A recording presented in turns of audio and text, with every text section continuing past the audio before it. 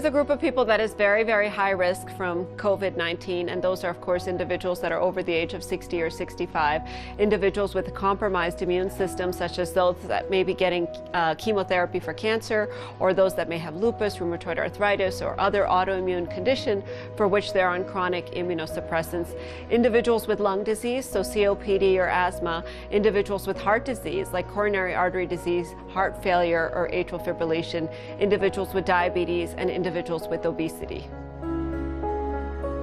Even people over the age of 60 who are healthy are higher risk. So age in and of itself is an independent risk factor for having worse outcomes with this disease. So I would advise those people to continue to behave as if they're in the highest risk category, continue to do proper hand hygiene, wipe down your surfaces, and continue to participate in social isolation as much as possible. Even if you may be healthy and you think it's okay to go out, I would say at this point that's not a good idea.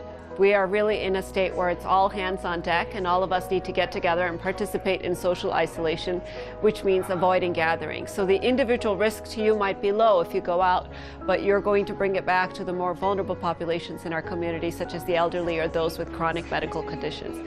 For social isolation to work, everybody's got to do it, so don't go out this weekend. As far as we know, the virus doesn't live in the air, it's not airborne. So if you're hiking in kind of, an isolated place with not a lot of people around, your risk is probably quite low of contracting the virus. Having said that, we did get an announcement from the governor yesterday that the mountains certainly are considered one of the epicenters of the virus, with a high viral activity going on right now. So if you're headed up there, certainly your risk could be higher than it is down here in the Denver metro area. What's going to happen if we continue along this trajectory is that the United States will end up probably where Italy is, where we've got more cases than the medical system can handle.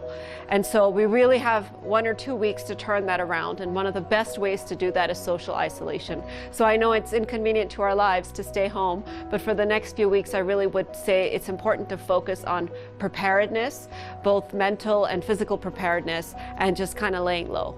For the short term, we're going to have to change how we live our lives. We can't keep going to concerts, we can't go to sporting events, and what you're seeing is really a national response to many different initiatives being canceled, many events, because concerts and sporting events where people are congregated in a closed space for prolonged periods of time are really what we worry about as being super spreader events, where the virus can really spread quickly and rapidly. So at this time, it is not advisable to go to any concerts or large public gatherings.